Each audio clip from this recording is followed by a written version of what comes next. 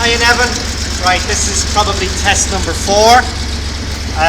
So far, starting under her own power on the 6-volt battery. Got good oil. Fuel gauge is working, although I don't think that's accurate because I didn't put 3/4 of a tank in it. Temperature gauge, she's up to temperature.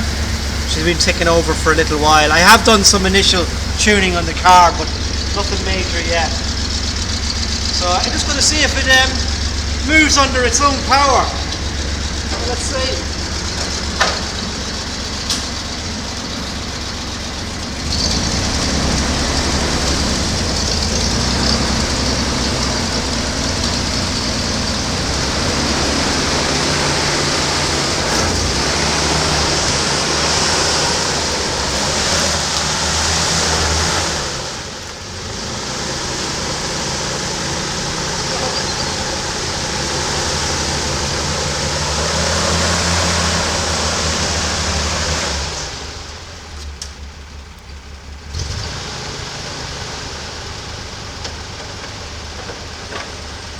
Reverse works.